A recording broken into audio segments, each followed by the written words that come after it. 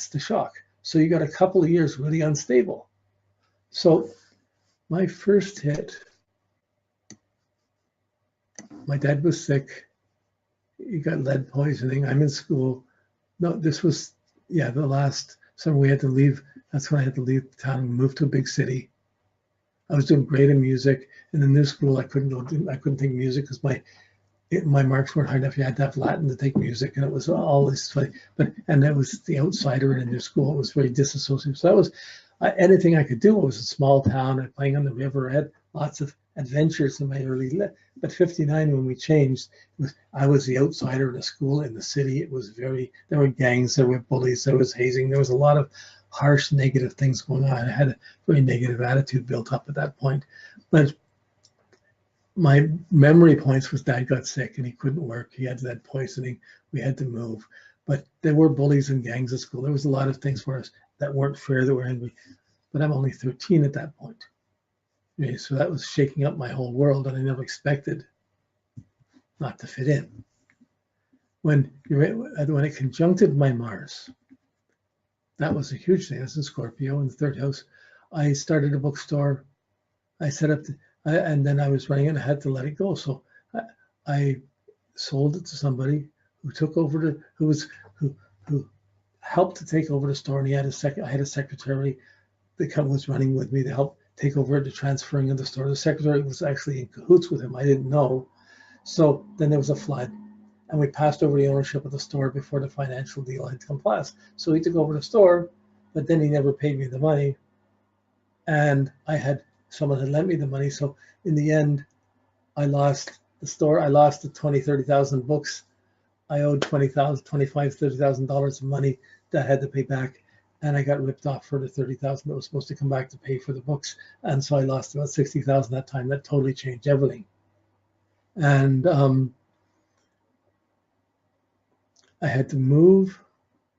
I made the change. And then by the last hit, I had to take legal, I had to get a lawyer to fight to free myself from this guy running the bookstore as if it was my name, and I had to free it to get free of all the publishers, all the things I had, all these disruptions I had to take.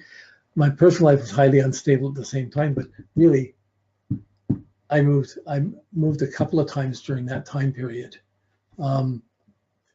till eventually I found a place to move to in the middle of this. But I'd moved 2 or 3 times. I was staying in one place. It was a very disruptive, crazy time. And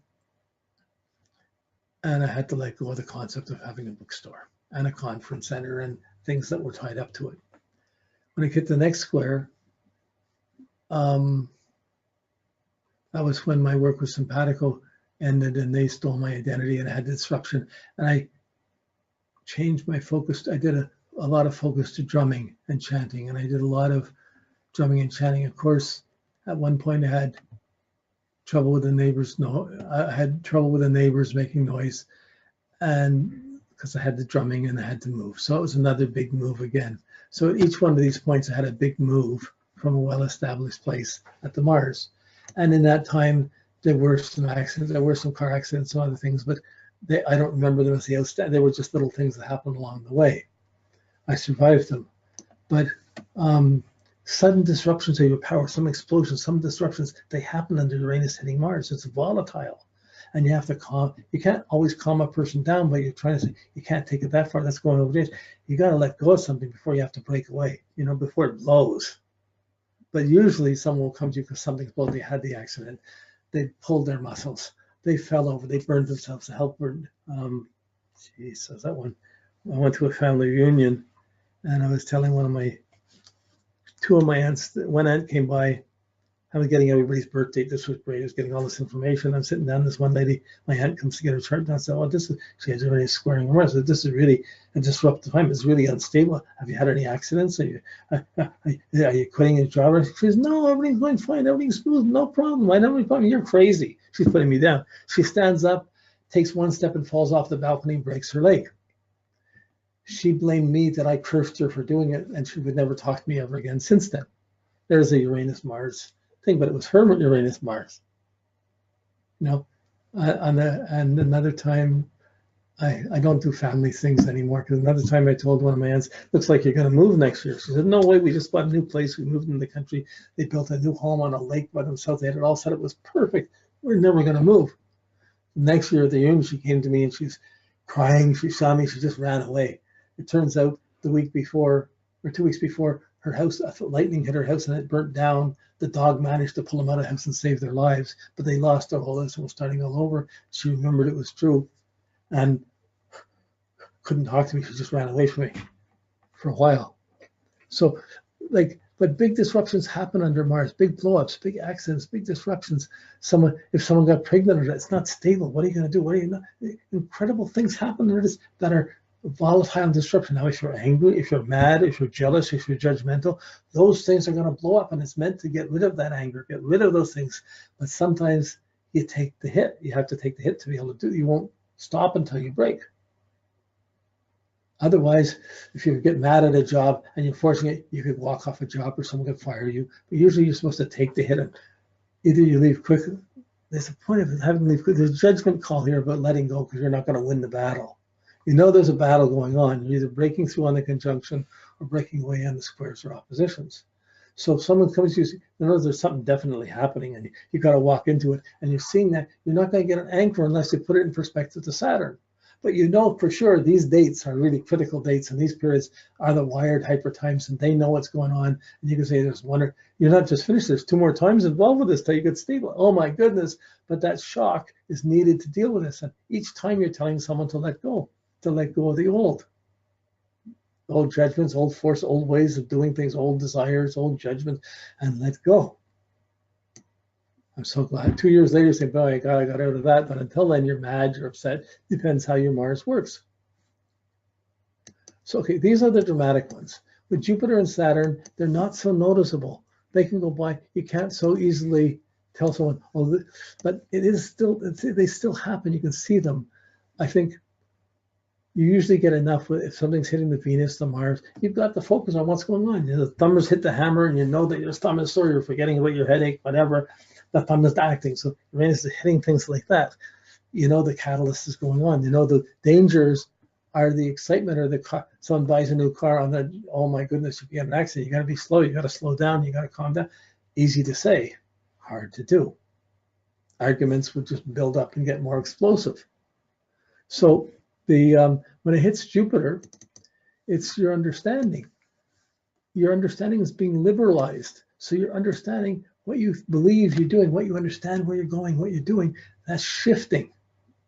And it's creating a new perspective, a new way of guiding your energy, a new way of understanding.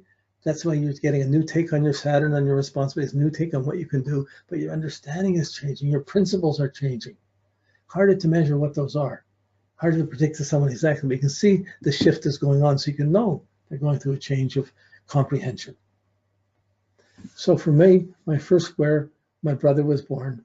My third brother, he was sickly. We had to change. We had to move away. He was sick all the time, and we were in a poor old house. We had to move away from the river to an apartment. Well, I'd been a river boy for 6 years, swimming, fishing, playing. That was a natural paradise to be in an apartment. I couldn't imagine it, but it changed. Never went back to that. So. Yeah, so then the conjunction to my Jupiter, I was organizing the Canadian Independent Astrologers, where I was publishing the magazines. I came up with an album, Nuclear War, 1984. I went to an AFA convention. I borrowed money, started a bookstore. All of these things happened on the conjunction. The Jupiter was I was expanding when the Uranus was on my Jupiter. I'm going on, I see it, but I have Jupiter conjunct my Mars, so it was like, I see it, I put it into action right away.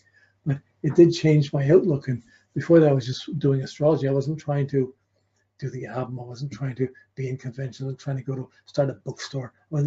It just pushed it up to be bigger and to break through. But it came from the understanding that you can't get all these books. They're hard to get, the publishers all around the world. So finally, I built up the bookstore and a library to go with it.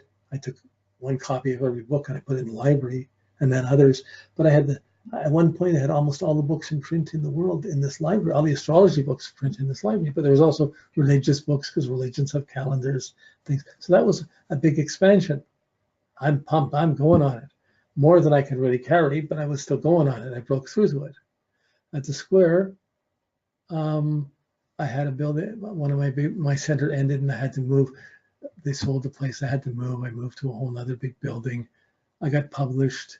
The publisher was going to go. Noah Till was going to go on it, and then he couldn't do it. Then Weiser took over, and it was about 6 months negotiating whether it was going to go. Finally, the anthology got published, and I got published with Eastern Systems for Western Astrologers. And I published an ephemeris, 200-year ephemeris, which you have with your notes.